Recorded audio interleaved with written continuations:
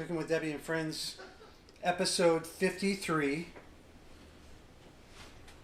Going live. Going live. 3. Here we go. Are you excited? 2. Yes. Do you think people are watching? Yes, look, the pumpkin, the jack-o'-lantern's on. The pumpkins. 3, 2, 1.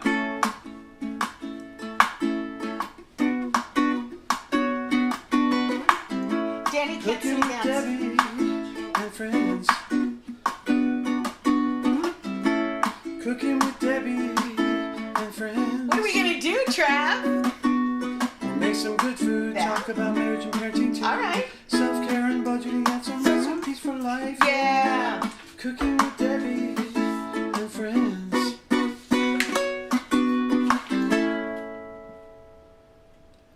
Hi, everybody. Hi, Flora. Hi, Hey, Flora. Tony. Hey, my hey, dad. Fabian. We have Hi. comments. We have comments already. Kristen, we were talking about you. Were your ears burning? We're talking about how cute you were in the comments. Like, I love Dawn of the Dead and Day of the Dead and Night of the Living Dead. And Lunch with the And Dead. Lunch with the Dead. And let's go to All of it. Nordstrom's with the Dead. Hi, Julie Monroe. Hi, Mike Bilberry. I hope Linda's right there with you because she's a huge fan of Halloween. Intro the show, baby. I'm sorry. Hi, welcome to Cooking with Debbie and Friends. Cooking with Debbie and Friends is a little chat show we do right here in our own kitchen with my handsome husband and sous chef, Stop it, Travis. Stop it. So every Tuesday and Thursday at 7 p.m. we go live to Facebook and YouTube. So if you're on one of those channels, like many have already started, please comment in the comments and let your friends know that you're on here watching with us. Hi, Suzanne. And we go to these platforms so that you can talk to each other, you can talk to us, you can talk to friends. I love that you guys are making new friends. Please don't forget Sandra Valls. I know a lot of you are friends of hers and ours. She has a special Halloween show, so you can't miss that. Debbie Wheatley, hello from 32 degrees Sonora, Texas. But my SoCal butt is cold. I bet it is, girl. And she's coming all the in an RV, which is like my favorite way in the whole world to travel. Right. Linda here too. Trav, you have a splitting headache. What's wrong with your head? No, well, this is what happens when you don't do what you're told in the kitchen.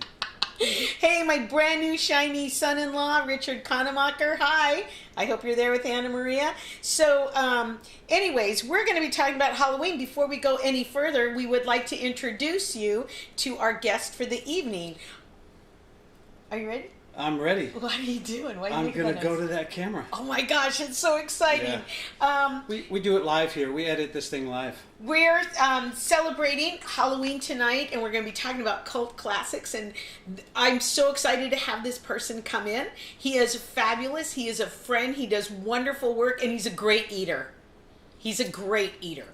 And that means he will literally eat anything. No, but he likes my cooking. But he loves her cooking. All right.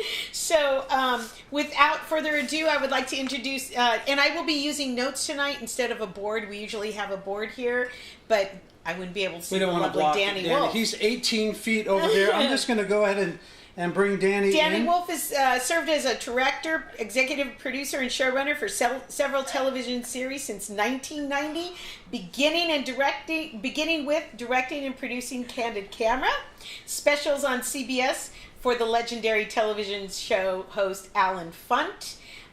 His list of everything he does has just gone on, and we'll bring them up as we go through the show. But the main reason for tonight is because he did a docu-series, a 3-part docu-series called Time Warp, and it's all about cult films. And there's some wonderful films in there, Napoleon Dynamite. Mm-hmm. Well, let's let him talk. First of all, let me show the cards. I'm going to go to show you guys. There's a 3-part series. We're talking about Volume 2. So, Danny, if you don't mind, could you tell us a little bit about your docuseries? Well, Time Warp is a 3-part docuseries covering the greatest cult films of all time. So we picked about 45 of them. So it's about a 6-hour documentary. So instead of a 1-parter, we decided to give people a break and cut it up into 3 parts. So Volume 1 is Midnight Madness, Rocky Horror Picture Show, Eraserhead, Freaks, Spinal Tap, that one's the great midnight classics. Volume 2, Horror and Sci-Fi, which we'll talk about tonight, and then Volume 3 is Comedy and Camp. Awesome. So each volume has about 12 to 15 movies, and it's out on Apple TV and Amazon and iTunes and all the video on demand. So. Wow, that's so cool. So what we did was we actually went out to the Laemmle Theater. God, it seems like 10 years ago, back when you could walk outside without wearing a mask. And we went to go see his, and we were like, well, we'll just pop in and watch a few. We got there a little after the first one just ended, but we ended up staying for the rest. The other, I mean, each of them were 3 hours, right? There was 6. There, yeah, it was a marathon. 6 additional hours. So good. Well worth it. So if you're looking for something to do on the weekend, what you want to do is you want to start with this one, which we're talking about. This is the Volume 2. And Debbie, you put out some questions for the people to talk about. I did, but you know what? Before we go further, let's say hello to. There has been. Can you go down? There's been a special request. Please, no scores on the Dodgers. We have several people watching that are taping, and they don't want any scores. So please, no no spoilers on the Dodgers. Can I just say? Yeah, let's. Just a couple here. Fabian, I like Travis's beret. Is it a beret? Beret. Yes, this is my beret. Yeah. I'm sorry, it's not a beret. Hi, Suzanne. RJ wants to know if I cut my hair. Ha ha. Christian Monroe, got it, she posted a picture of a zombie. You're going to love this show tonight. Yeah. I do have a splitting headache. Yep. No deviled eggs for George Travis Townsend. So no deviled eggs for George. I don't know why. I'm pretty sure I don't want to know why. Oh my goodness, your heads. Okay, we warned everybody no scores. We're recording the World Series. And then, my friend's coming home to lift me up during these trying times. We're here for you. Aloha from Maui. Debbie, what are you doing in Maui? Bring me home a present. So before we go any further, let's get Danny fed and we can talk to him a little bit. So what I made tonight is we're going to be talking about the movies and going to the movies, but we also are celebrating Halloween. So we're doing some twists on some movie favorites and stuff with appetizers that are like spooky. But I didn't want to do anything like Pilar said, I don't want to be eating fingers or eyeballs, so we're not doing that. But tonight I just went ahead and whipped up some deviled eggs. Get it? Deviled eggs. Get it? Deviled eggs. Yeah, they got it. We've made this on the show before. I make them with mayo, dry mustard, dill pickles. There's one too many on there. And the special ingredient, curry. So, Pilar, can you please serve Danny? That tastes really good. Just enough pickles in there. Debbie knows. Say hi to everybody, Pilar. Exactly how. Hey guys, look at this one. Hello. She lost her scissors. So I was saying, Debbie knows exactly how to make deviled eggs because it's one of my favorites. Not too much pickles. Perfect amount of mayonnaise and mustard. We're starting you off with 4. Let us know if you want any more. Yeah. Cool. So if you want to make the perfect deviled eggs, you got to get with Debbie and get her recipe.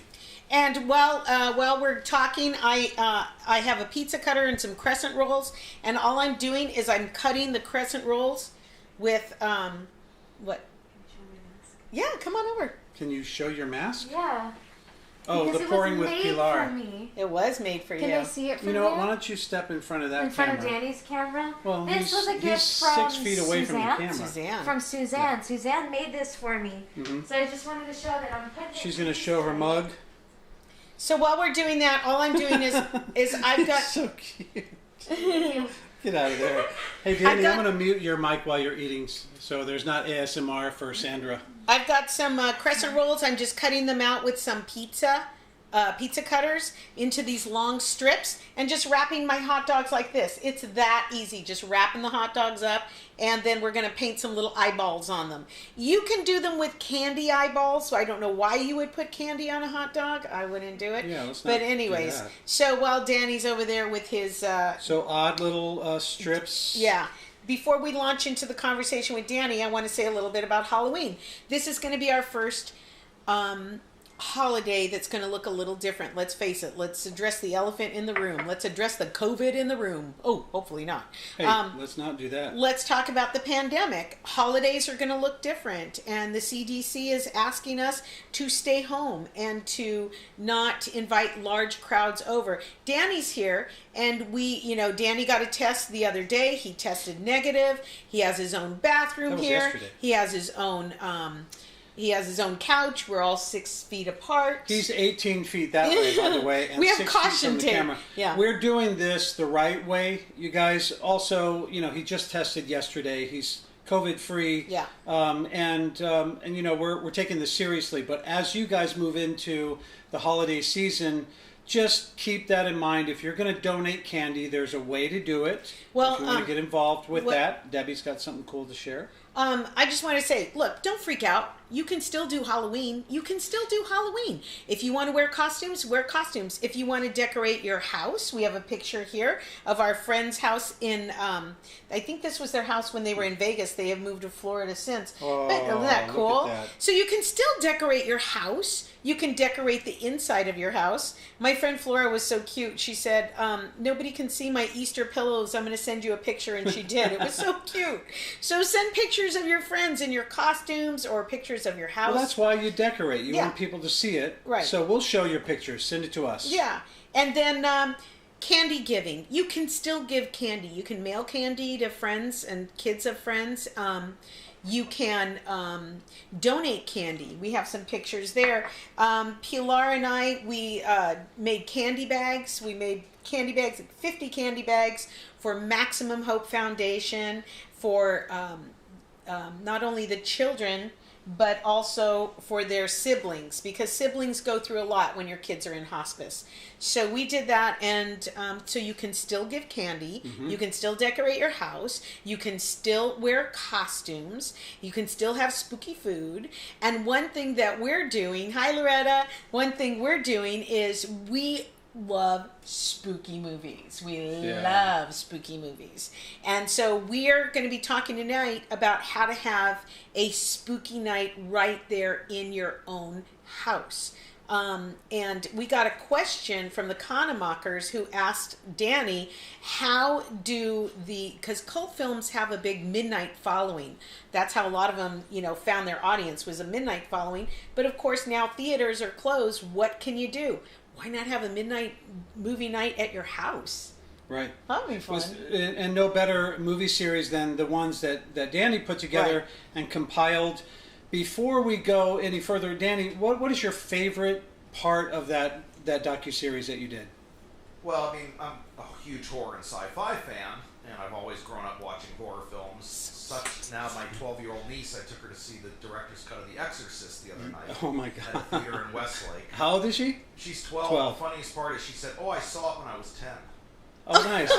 This was the director's cut, so it was an extra about 12 minutes, and it still holds up. It's a great, spooky, scary movie. Nice. If you haven't seen it in a while, it's worth watching again and revisiting. If you can find the director's cut, it's even better. Danny, so you said that The Exorcist is not a cult film. So can you explain to our audience what makes a cult film?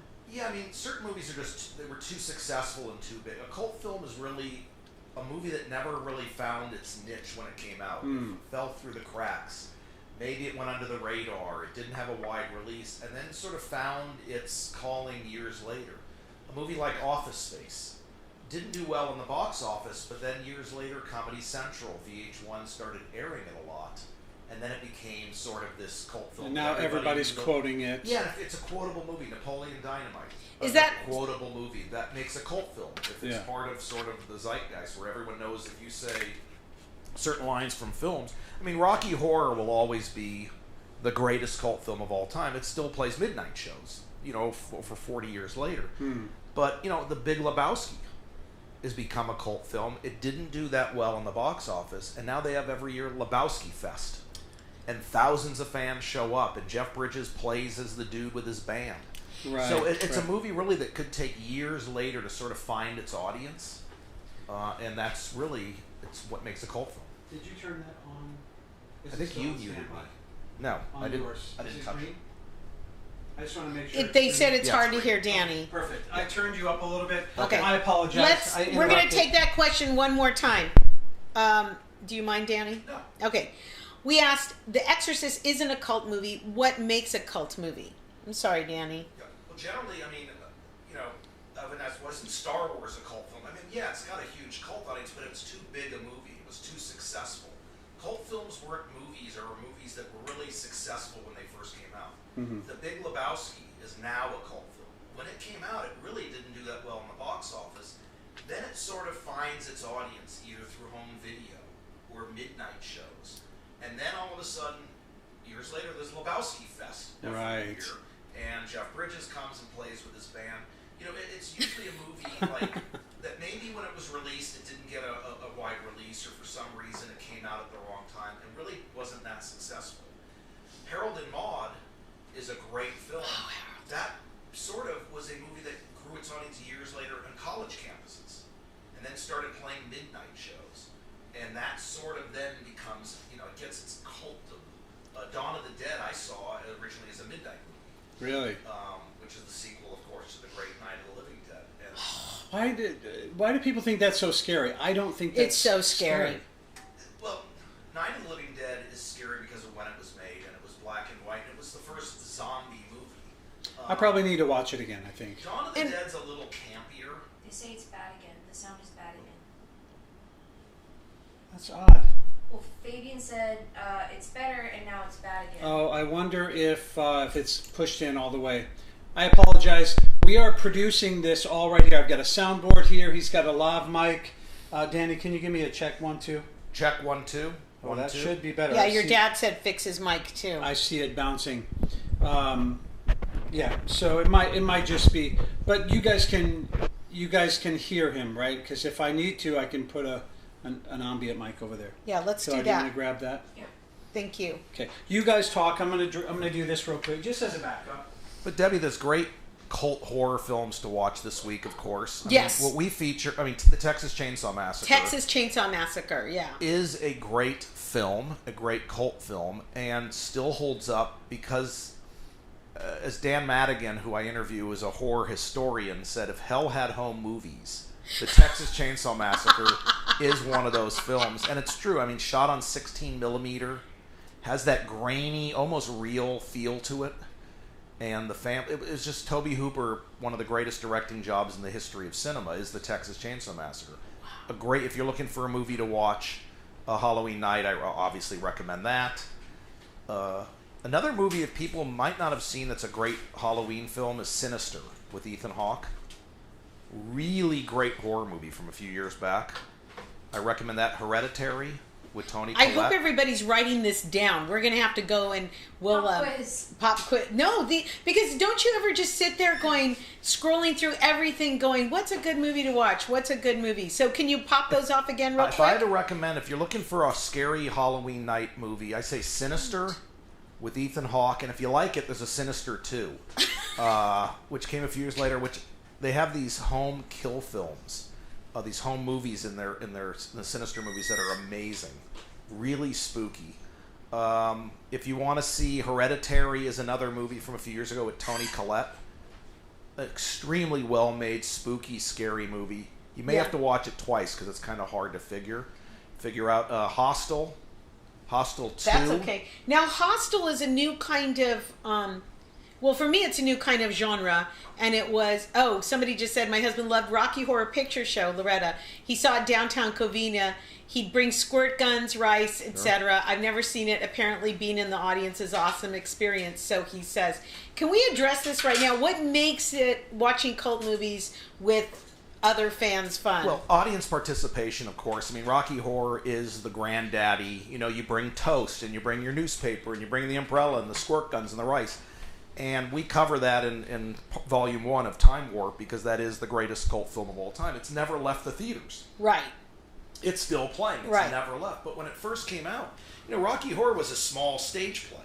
Right. That came from London to the Sunset Strip and played at the Roxy with Tim Curry and Meatloaf. And when it first came out in the theaters, it didn't do well.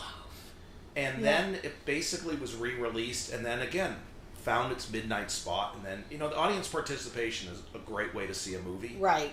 And you don't unfortunately have as many midnight movies as you once did. Right. I mean, people know the movie The Room with Tommy Wiseau. Oh, you're I tearing me apart, I did not Lisa. hit her. Oh, hi, Mark. Yeah. So we came home from your movie, right? We came home from your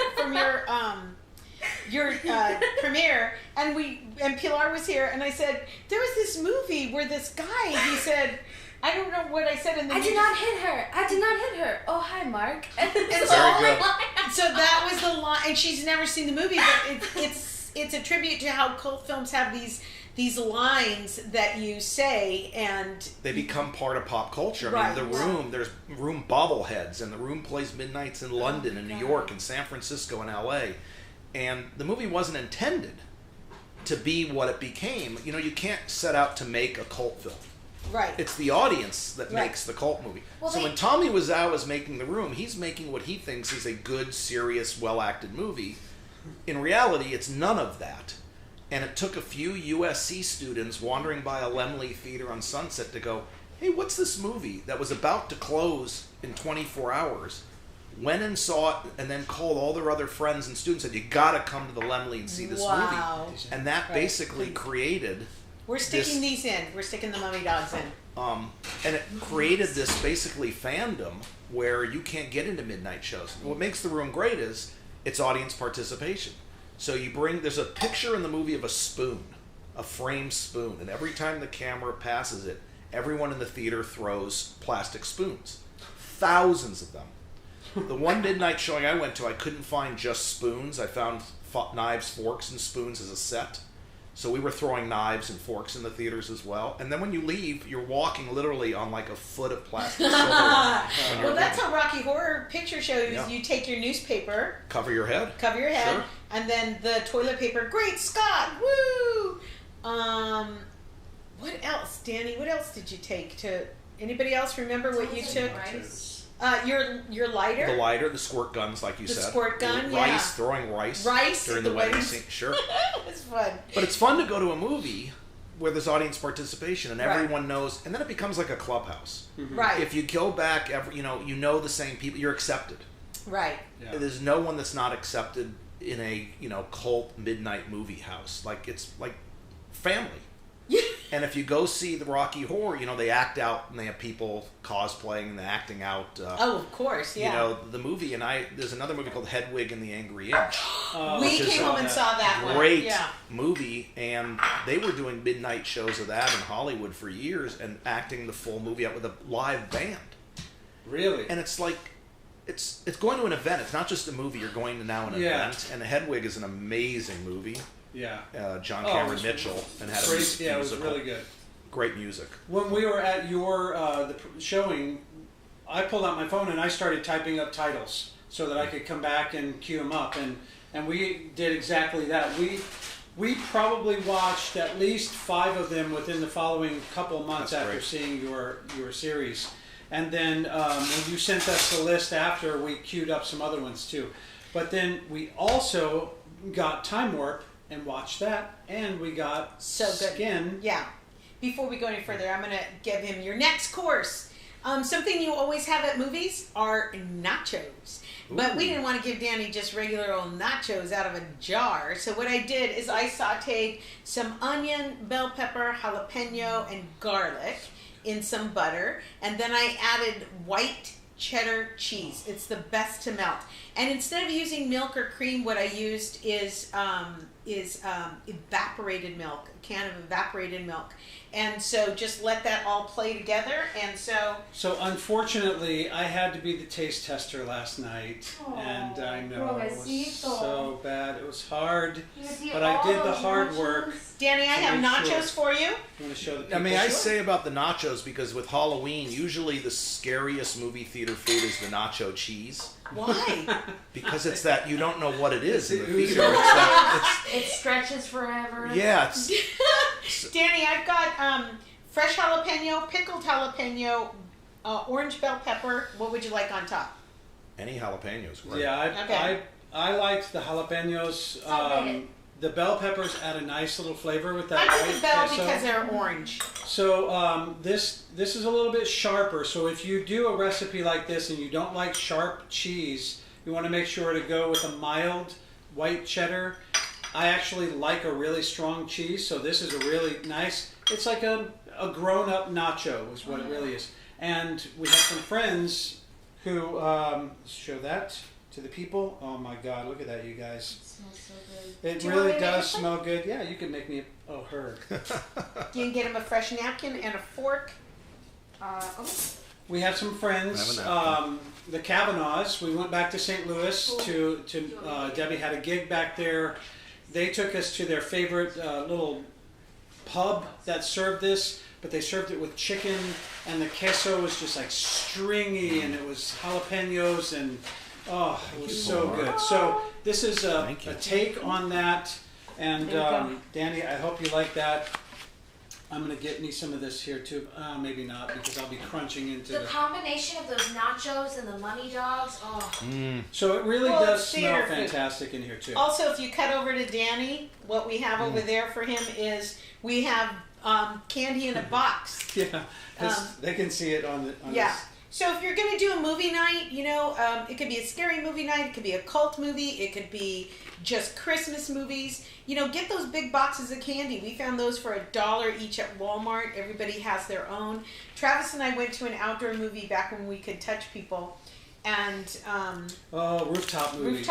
Rooftop cinema is so fun. And they sold us a seat we thought was going to be for two, and they crowded us in together. It was a long story, but they said, please let us make it up to you. Would you like some candy? How about some Raisinets? I swear I had not had Raisinets. Wait, why did you, long story short, the whole story part of that? So they sold us these because seats. we have a long show. We have stuff to We're going to go quickly.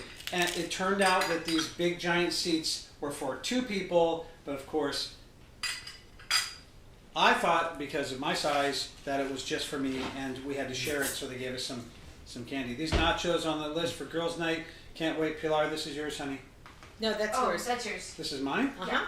All right. So, I ate so much chicken pot pie. we've got some drinks coming up, and if you can think of some more questions for Danny, please feel free to put them in the comments. We're going to look at 3 drinks that Pilar created for a movie night, including a black and white drink, which I think is so cool. So we're going to cut over to that, and you guys, Pilar, you ready in your bar? Hell yeah. All right, let's do this. Get your jammies on, girl. Get my jammies on. Skiddly-doo-dee-doo-dow-ba-dee-dow-dee. Pouring with Pilar. She's a barista.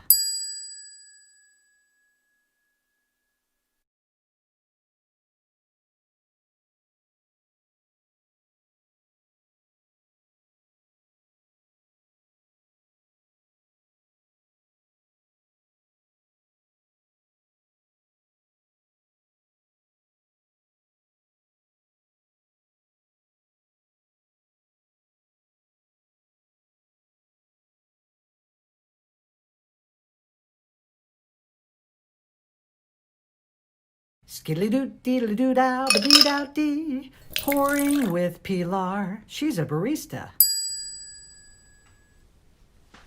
Happy Halloween! Hi guys! It's Halloween. I waited 10 months for this holiday. Do you like my costume? Do you like it? Do you know what I am? I am my true self. Quarantine has turned me into a little piggy, so I'm embracing the extra pounds and just working with it. Let me know what you guys are dressed as, right in the comments below. And if you're not dressed up, boo! That sucks. Get on a costume. It's Pouring with Pilar. We have fun here. If you're new, I'm Pilar, this is my bar, and over here we express ourselves in the kitchen through creativity. And speaking of creativity, I kind of went ham with the drink making process, and I ended up making 3 drinks for you guys. I know, it's a lot. Quick disclaimer, these drinks, some of them have alcohol, and they all have quite a bit of sugar. So do not feel bad if you can't recreate this recipe ingredient for ingredient. Draw inspiration and tag me with whatever you guys come up with. I just love to see what you guys make. Now, before we introduce the drinks, I'm going to introduce my co-host. His name is Fernando. I got him at Walmart, but that does not change his worth. I named him after that song. I named him after that song by ABBA because I love the way Cher goes, "Can you hear the drums, Fernando?" I had so much coffee today, you guys, and I don't care if I'm weird. I don't care if this is the first time you're seeing me be weird because I waited 10 months for this show. Let me have this. So, let's get started with our drinks. They're all really, really easy, and they're all really, really fun to make. Let's introduce them. So, we have the monochromatic classic, which is inspired by the black and white movies that first started horror. We have the 1980s slasher, which kind of really, really changed the horror movie scene. And then we have the PG zombie, which is more for your kids. It's garnished with candy, so that way they can enjoy it. And you can reuse some of that Halloween candy that you bought, thinking, oh, just in case the trick-or-treaters come, knowing damn well that no trick-or-treaters are going to be here. You bought that candy for yourself. Admit it. It's okay. I have a huge bag. Where do you think I got the nerds from? So let's get started making our easiest drink first, and chronologically first, the black and white classic. Now, another disclaimer I want to make before we get started. This drink has a secret ingredient which turns it black, and that ingredient is activated charcoal. Now, activated charcoal, you are most likely going to find it in like capsule form in your like dietary supplement aisle. It has a lot of amazing health benefits, but it's also a detox, meaning like any detox tea or juice, it's going to flush out your system of anything, and that also includes any important medications you might be taking. So if you're due to take like an evening medication like I am, make sure that you stop consuming this about 2 to maybe even 3 hours before you need to take that medication, just to be safe. Other than that, it's totally safe to drink as long as you pay attention to the serving size. So today I'm going to only be using like less than 1/4 of a teaspoon. That's about the standard serving size. And I'm going to drop it right in there. Be a little careful when you make this. I definitely should be careful because activated charcoal is really, really fine. So it can go everywhere. So I have that in there. I'm also going to be adding a shot of tequila. Actually, let me show you this because this is super cute. These little bottles of tequila, and I have some other kinds of alcohol. I got these at Bevmo. I keep saying Venmo on accident. Got these at Bevmo. You can get like 3 for $18, I think. They have a whole bunch of little sales and a whole bunch of sample alcohol. So it's great because I'm 22. I don't want to buy a whole bottle for something I'm not going to drink. So we're going to throw in a little bit of tequila. I'm going to do about half a serving. I think this is about 2 shots, so I'm going to do about half of that. And then I'm going to add in some lemonade. Alrighty. And do you guys see how that color stays black? Isn't that cool? Let me cap this because I am true to pig form. I'm very sloppy, so I need to make sure that I don't spill anything. Look at that. So before I add my ice, I'm going to stir it because the ice will get in the way and it'll make it a little bit harder to dissolve. There we go. Add my ice.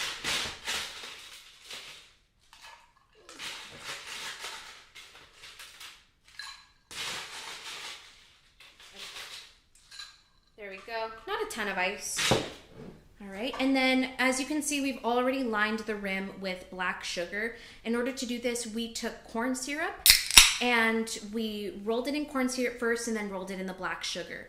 So keep in mind that that is also something sweet that you're going to be adding to your drink. And now I'm just topping it off with a little bit of Sprite.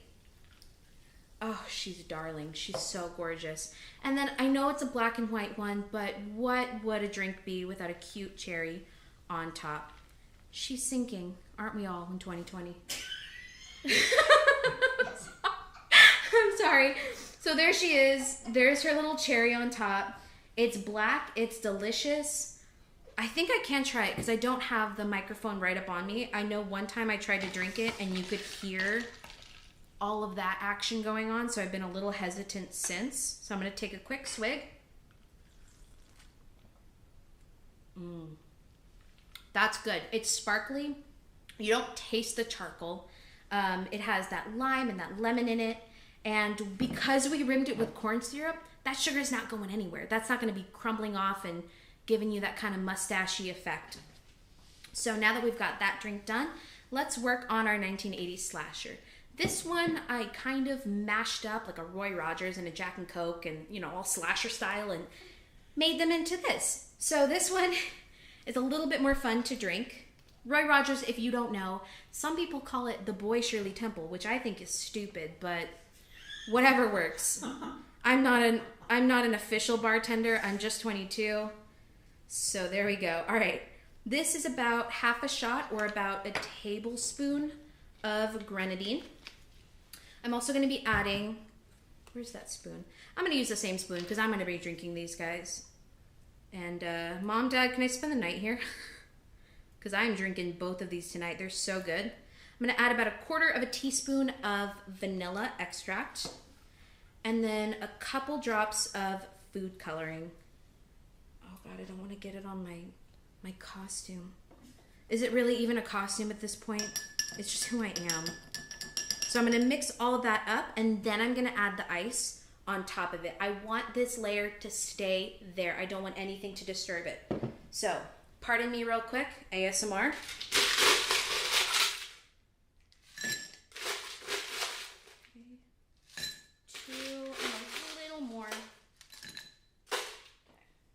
In true bartender fashion, though, I am watering this down for you, so.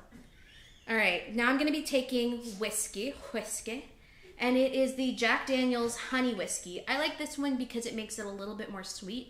I find that if I just use regular whiskey, it tastes kind of like cough syrup, which is why I also added the vanilla extract in there. So I'm going to be pouring a decent amount, all of it. It's been a long year, you guys. I'm not able to see trick-or-treaters. Let me have this. And then I'm going to be topping it off with Coke. And when you pour the Coke, keep in mind that you want to pour it on top of the ice. You don't need a spoon for this, but pour it on top of the ice. Let me bring it over here so you guys can see a bit better. Just so that that stays at the bottom. And there we go. And of course, the cherry. She's sinking too. It's fine. Embrace it. We all have. And there you go. That is your 1980s slasher. All right. And same deal with this guy. We also have the corn syrup and the sugar rim on top. Oh my God. And it looks so pretty when you mix it. Because the whole drink, since we added the red food coloring, it's all turning red. I don't know if you guys can see that, but Bon appetit. That's good. That's really good. I think adding that vanilla made it a little less cough syrupy. I've also tried this with about a quarter of a teaspoon of honey, and that was really, really good to add that in the bottom, especially with the honey whiskey. Delicious. Now here's the one for your kids. It is the PG Zombie. So if you have any kids, get them out. Guys, I'm baking under these lights. If you have any kids, get them out. This drink is garnished with a lot of candy. They're going to want you to make it right now. So, I'll give you a minute to kick them out. Cool. Let's get started. This one, no sugar rim. I think I've established this in the past, but when I've made alcoholic drinks and non-alcoholic drinks, the alcoholic ones had a different color of sugar on them. So that's what we're continuing today. So this one, no sugar. You'll see why. It has a ton already. So this is really just a sherbet float. Sherbet. It's a float with sherbet. I hate that word. It's one of those words where the more you say it, the more you're over it. So I'm going to be adding a couple scoops. They've melted because, I'm not joking, guys. These lights are toasty. I am sizzling. All right. So I'm going to add some Mishy ice cream in there. Have a little bit of Sprite left in here. So what I'm going to do is I'm going to add green food coloring to the Sprite. It also works if you add the green food coloring directly into the sherbet. I was worried that because it has so many oranges and pinks, it was going to mess with the color. But the green food coloring doesn't really, it kind of cancels it out a little bit. So I'm just going to add a little bit of that green Sprite. Cute. And I'm worried that it's not going to work just because... Hold on, bear with me, you guys. just because this sherbet is a little melted. So I'm going to be taking some cherries and I'm going to be putting them against the side for some spooky little eyeballs. Oh, he's sinking. Oh, it's okay. It's fine. I'm the only one drinking it. I'm going to add a little bit more Sprite just to top it off. Can you guys see the eyeballs, or was this a bust? You can't, but it's okay. I know that they're there. So there you go. And that's not all. We are going to garnish it with nerds to make it a little bit more, I don't know, como se dice, brains. I'm getting notes from my director. Excuse me. The zombies come apart. What is this, charades? I love this. I don't know what's happening, but I'm into it. I don't know what that note means, so if you guys can interpret it. Oh, okay. My director is telling me that since only one eyeball was successful, that the other one fell out because it's a decomposing zombie. Aha, aha, aha. It's so hot. I think I'm having heat stroke. You wanted that costume. I wanted this costume. Anyways, okay. Oh, imagine if this is somebody's first episode watching me. So now I'm going to take some pink nerds. You can either be super extra and pick them out of every single, like a box of rainbow nerds, or you can do what I did and spend $5 for a huge bag of candy for the trick-or-treaters and just pick out the pink nerds. And I'm going to sprinkle these on top. So they fell to the bottom. I promise I've made this drink once and it worked. I think the heat is just melting everything. But in theory, you sprinkle these on top and it works. But I guess you don't make this drink if you live in Southern California. We weren't meant to have good things. So, but it still tastes amazing. Hold on. I'm getting another transmission coming through. Ice cream needs to be cold. Well, of course it does. You wrote a note saying ice cream needs to be cold. Like, take it out of the freezer before. Like, take it out of the freezer right before. Right. Do not sit here and chat and show off your Halloween costume under 3 studio lights while your ice cream is liquidized, like, in front of you. Just be calm. It's my favorite holiday. We're having fun. So you throw some nerds in there, right? But how does it taste? It tastes like candy, you guys. It tastes... There we go. Oh, no. Show it. And there you go. Kind of. If you make this at home, I guarantee you'll make it better than me.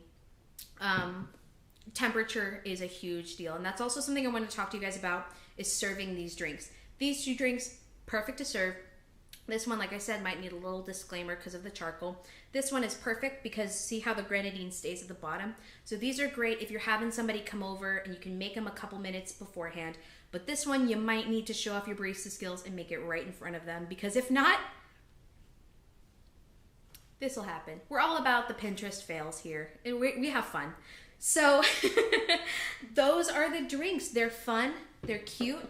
They're a little alcoholic. They're a little boozy. They're a little sweet, but they are very fun to make. You look really like professional if you make these drinks. There's a lot of wow factor, and whatever you do this Halloween, 1, make these drinks. That's a rule. That's a rule. Since you're watching the show, you have to make these drinks. I'm just kidding. Whatever you do this Halloween, have fun, but please be safe. We are really, really counting on you. I want to say thank you guys to everybody who is planning on being safe. Because of your cooperation and because of your efforts, we are going to nip this thing in the bud, and I really appreciate that on behalf of somebody who is 22 and wants to get back out there and do 22-year-old things. So thank you guys so, so much. Have a great day. Have a happy Halloween. Stay spooky and stay soapy.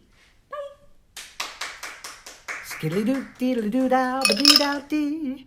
Pouring with Pilar. She's a barista. Thank you, Pilar. And That was Danny? awesome. What do you think, Danny? I'm going to bring Danny. How is Purple that? nerd brains are tasty. We got a couple comments. Well, that was on Anna Marina Kanamaka wrote, I think that's the silence of the lamb, mashing different drinks together to make a new one. Mm-hmm. And then she wrote the Buffalo Bill drink. Let's go back to the scary movie night would be. Eva said a scary movie night would be Whatever Happened to Baby Jane with Bette Davis and Joan Crawford. That's a super creepy movie. I want to ask you a question about that, Danny. So that, of course, was a hit, Whatever Happened to Baby Jane. Yep. But apparently Joan Crawford went on to kind of make other, like, B movies, right? Were any of those cult films? Yeah, I think Trog was one of the last movies she made, which was, there's a cult following to some of those. They were, like, her career certainly, I must say, took a massive nosedive. Yeah. However, a huge cult film is Mommy Dearest, speaking of Joan Crawford. Mommy Dearest? With Faye Dunaway. Right. Because No More Wire Hangers became, like, part of the vernacular. And, Right. And people would go, and they did midnight shows of Mommy Dearest for some time. And people were yelling, no more wire hangers, so... Right. Oh my God. Let me read some comments here. That's okay. One-eyed zombies are good. See, Pilar, Eva said that. I told you that. Thank you. Thanks, Pilar. You're a true entertainer. Can't wait to try these drinks. And Danny can attest to at least one of them. Very good. Is it too sweet? No. Are your teeth turning green? A little bit. A little bit, yeah. It's working. Do you want a spoon for your ice Do you cream? want some charcoal to whiten them teeth? Thanks, Pilar. You're a true entertainer. Can't wait to try these drinks from Loretta. Teresa, her sister, said, been a tough day. Oh, Teresa. Thanks for the levity. Oh, thanks for the levity. We know that you've got a really difficult job, Teresa, and we honor you for what you do. Thank you for what you're doing. And Pilar is so cute, says the birthday girl, Cindy Nelson. Cindy, and just so you guys know... Happy birthday! On Birthday? on our website, I think I'm going to hit the right one, I'm hoping. Yep, cookingwithdebbieandfriends.com. If you go there on the menu under like show episodes, Pilar has a whole section, so all of her drinks are broken out in small videos that you guys can watch, including the one you just saw. That was that went live just before this show started tonight. So go to cookingwithdebbieandfriends.com and you can get those short videos, and they're also available on our YouTube page. What are you doing here, babe?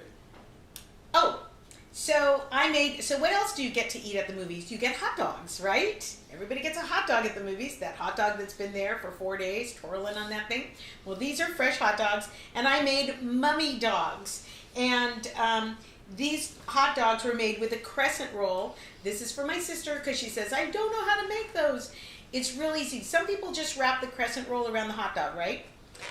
What you do is you get your crescent roll. You saw me at the beginning of the show cutting with a pizza cutter, making strings, and you just string it around the hot dog. Mm-hmm. And then you get a little toothpick like so. You gonna show the people? Sure. You get a little toothpick like so, and I'm going to give him 2 little eyeballs like this. 1, 2. 2. There you go. And there's a really cute one I did. Well, they're all kind of... And if by cute you mean looking delicious, then yes, they all look very cute. They're very cute. Danny, how many dogs do you want? Probably just 2, right? You want to start with 2? Does. Yeah. Okay. Here, let's start with 2. Show the people a little bit like this, so they can see how it looks like a mummy. And look at the little plate and the napkin. Debbie's so cute the way she does all that. Okay, we're gonna give him these little ramekins with some Indestructible. Yeah. So that's just a mummy dog, and really easy. If you want to not do the mummy, you want to just wrap the crescent roll around Helene, you can certainly do that. You can put some sesame seeds on, poppy seeds. You can put a piece of cheese inside before you wrap the crescent roll. It's a little hard with the mummies, but that's our hot dogs. Pretty easy. I found that on Pinterest. Mm-hmm. We want to mention our flowers, once again by Foddy's, which is a local florist. Please consider shopping local, support your local businesses. Support your local businesses. This is something that we've been doing for a while now, even before we started bringing flowers into the show. You want to bring those over? They're so cool. So she was able to get us black roses. I don't know if they can see it there. There's a black rose. She was able to get us like 3 or 4 black roses in here. And then a little skeleton. Well, hey, you want me to go to that camera? Let's try. Sure, yeah. I don't know if we can. Let's see if they can see it.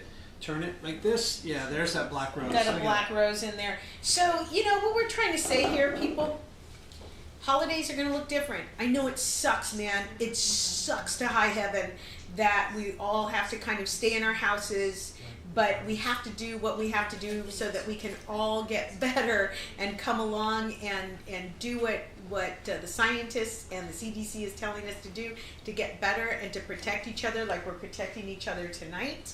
And because we all want to get back out there, you know, to the movies, to roller skating, dinners out, you know, and have fun and of course celebrate Halloween. But this Halloween is going to be a little different. So we hope we gave you some ideas for a really fun movie night, and hopefully you got some ideas. Are there any other questions for Danny about cult movies? What's your scariest experience? I think Kristen Marone, is that her name? Moreau said, Night of the Living Dead, love the Living Dead, Dawn of the Dead. Danny, how do you like the old scary movies with Vincent Price and Bela Lugosi? I love the classics. Yeah. And the Hammer movies, which were like the English versions of our classic horror films, are also great. They're called the Hammer films. So Christopher Lee, Peter Cushing would do the English kind of versions of our Dracula movies. So those are also great. Check out the Hammer films. The Hammer That was the films? company that made the horror films. Basically, they were done overseas. And that's where Christopher Lee started, and Peter Cushing, some of the great English actors. But no, I mean, the classics are the classics. You can't beat the werewolf, and you can't beat the mummy, and you can't beat the creature from the Black Lagoon and Dracula and on and on. So the classics, they still hold up. Yeah. Can I test you? Yes. How do you kill the mummy? How do you kill the mummy? Not the one I'm eating. By this. Yes, that one. He kills it by eating it. Wait, give me a clue. How do you kill the mummy? We'll come back to that one. How do you kill Dracula? A vampire. Well, is it a stake in the heart? Or Yeah. So garlic doesn't kill him. It just keeps him away. It So, repels him. so the stake. How do you kill a werewolf? Silver bullet? Yep. How do you kill a witch? Water? You would think, right? Yeah, I think it's burning. The Wicked Witch. You want to How burn do them? you, anybody in the comments know how you kill the mummy? How do you stop the Fire, mummy? right? While we wait for more comments, I do want to show this clip that we've got. Danny, can you tell us a little bit about what we're about to see on this? One of the great joys of doing these documentaries is interviewing the stars or the directors of these films. Texas Chainsaw Massacre is, again, one of the greatest films ever made. In Texas, Kingsland, Texas, the house that they shot the movie in is actually now a restaurant and bar called the Grand Cafe, the Grand Railroad Cafe Restaurant in Kingsland, Texas. And in the restaurant, you actually eat in the rooms where they shot the movie. And we were lucky enough to interview Ed Neal, who played the hitchhiker in the Texas Chainsaw Massacre. Interviewed him in front of the actual house, and then we had lunch there, and then he gave a tour. So we wanted to show briefly sort of what the rooms look like in the movie and what they look like today. Yeah, now this is a very cool clip. I'm going to go to that right now and give you guys, this is just 1 minute long, so let's show this clip. It's very cool. Chainsaw was chosen as one of the greatest cult films of all time is because it doesn't die. It doesn't go anywhere. Here we are, 44 years later. We'll step back 44 years in time to that magical, magical time when we made this film. Come, come. Look at this. Here's the infamous feather room. When you walked into this room, these feathers would waft up around your legs. It was so powerful. And it was from the second you entered the door, you were there. The minute you were inside the room, 2 feet, you were into character. The infamous dinner room. This was one of my favorite places on the set. Give me a hand with Grandpa! Give me a hand with Grandpa, which I think was an ad lib. Leatherface appears in the doorway and knocks him silly, and Bill does that wonderful thing with his feet. Why there's a metal door in the middle of the house? We don't know, but there it is, and it's wonderful. It's always fun coming back here, hearing the voices of my friends. Some here still, and some gone.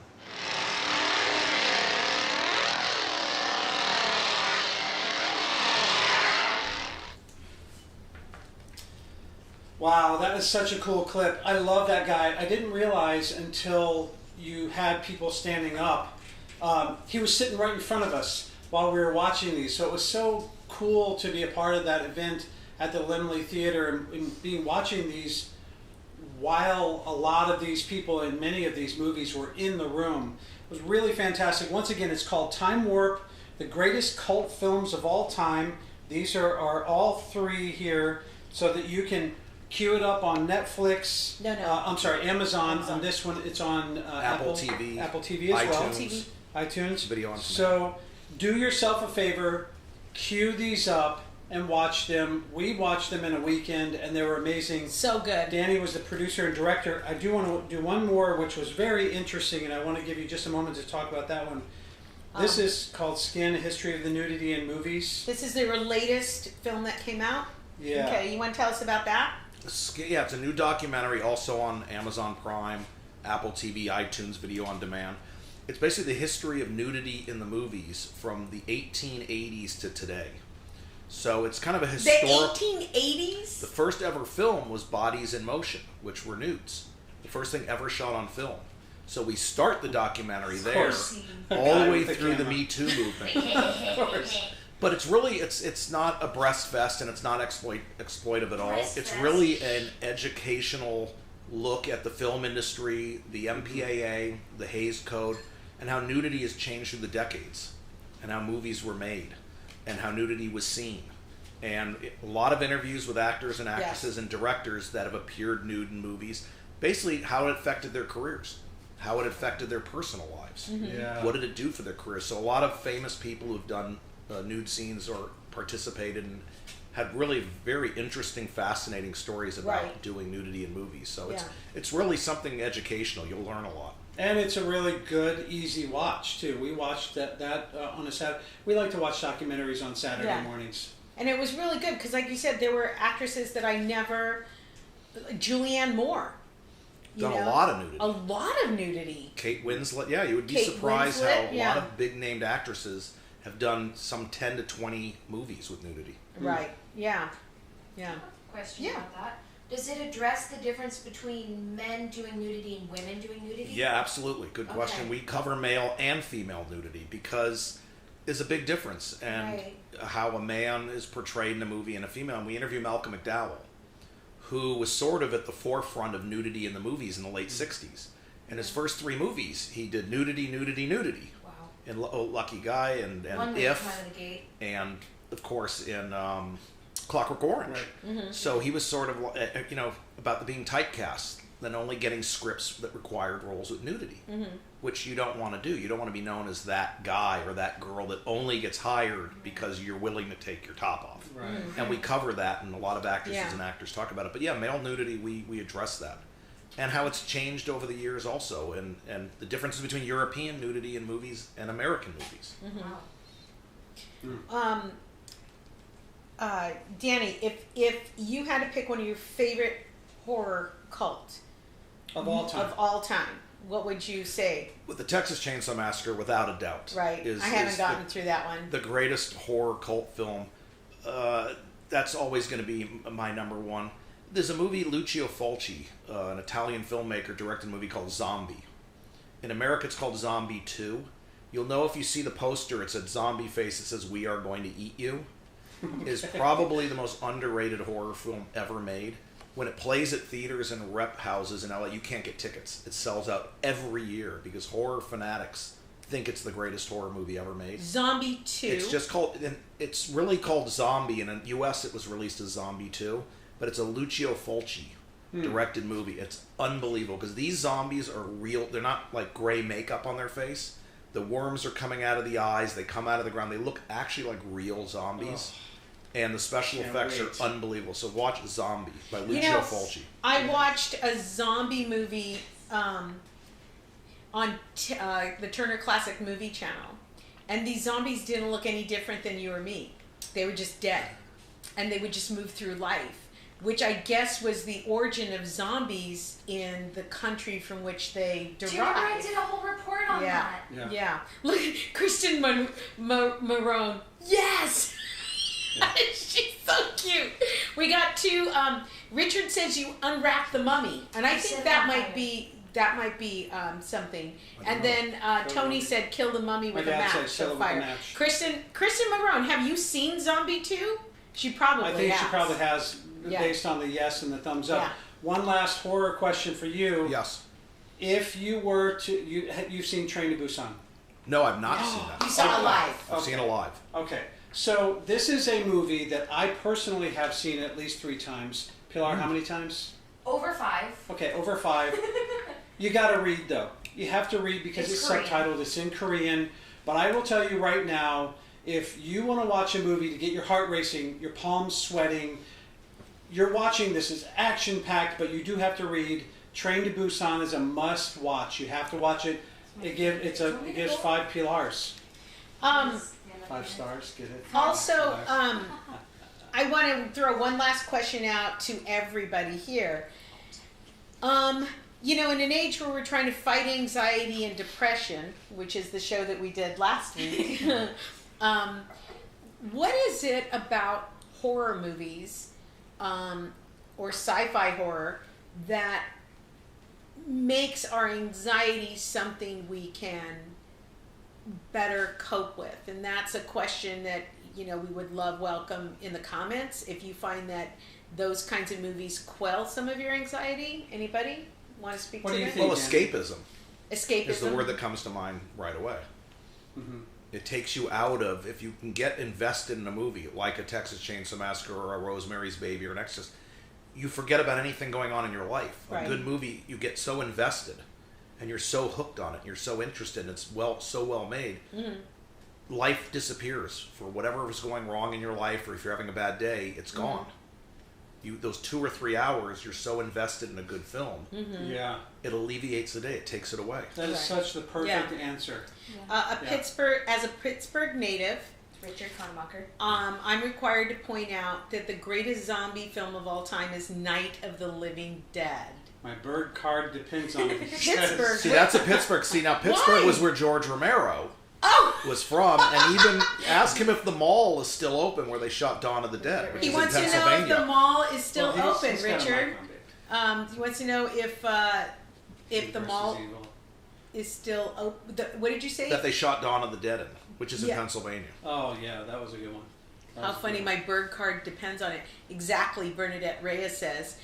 It's black and white, good versus evil, right? And you want to see evil get it. And sometimes just watching regular TV, you don't see that. I think also, It's interesting. sorry, just to touch on the anxiety thing, I read an article written by like a therapist, and she said that it gives us a chance to practice our anxiety and practice feeling that heightened sense of fear in a really, really safe place. Mm-hmm. So it's kind of training your brain to tolerate that anxiety in a really safe place and kind of have some fun with it too.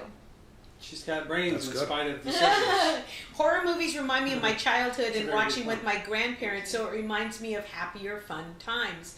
Which is true because, you know, the first time she saw Psycho, she hadn't seen Psycho, and she was already an older teenager.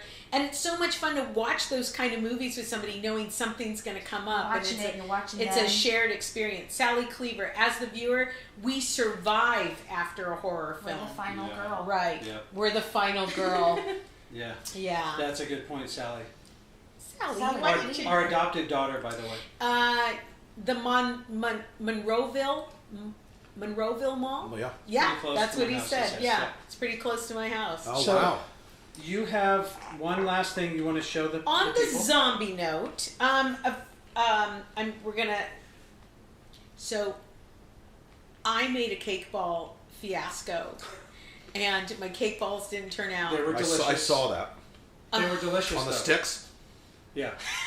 The sticks that didn't stick? Yeah. Thanks So, I saw that. I conquered that for... damn cake ball. I conquered She it. conquered it. So what I did is I made a red velvet cake, and then I took off all the hard parts of the cake, and then I put it in my mixer, my stand mixer. Put in about a 1/4 cup of frosting. I used the hand mixer to mix that son of a bitch, and then I know, you know the cake balls. Well, the cake balls made me crazy. So anyway. So I had the batter, and then what I did is I had a mold for brains. I gotta show you. Let's show the people.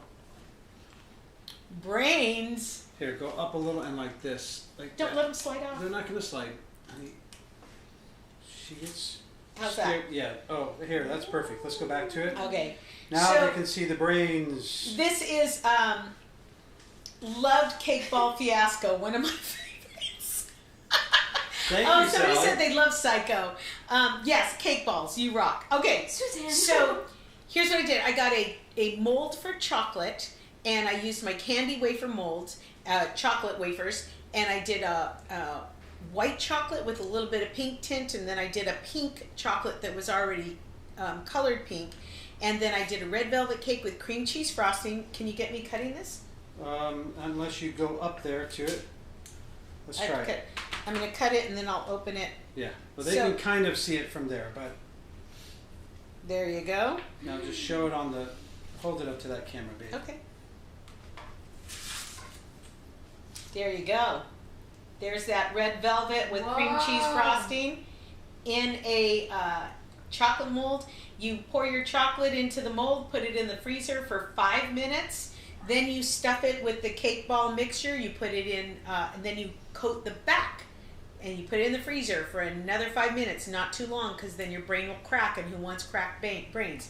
So, anyway. It's a bit of a process. It's a bit of a process. So, Danny, how many zombie brains would you like? 1. All right. They're pretty hefty. They're yeah. They're very I'm full. They're very heavy. You're full. You're so cute. Especially if you make them with solid chocolate. Then they're Get him just one. Pilar, can you get a little plate? And Ooh, look at me on the camera. you'll have to. Yeah. Oh, look at that. You want a dark pink or a light pink? Dark pink. All There right. you go. She's got her little claw hands.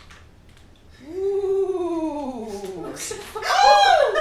So I cut back to that camera. You didn't Sana. see that flow. Okay. Yeah. So I've just got personally one question left. This is the Do you want to most. try my brain? I'll try it in a moment. This is the most, by far, Oh wow. the most It's a real brain. the happiest, most positive person I've ever met in my life. And I'm telling you, it doesn't matter if you text him, hey Danny, how's it going? I wondered about this, or I got a question. Hey Travis, I hope you guys are doing well. And then you can feel the positivity coming through that text. So Danny, I just want to ask for the people, how do you stay so positive? That's a great question. It's got a mouthful of brain. Brains don't hurt.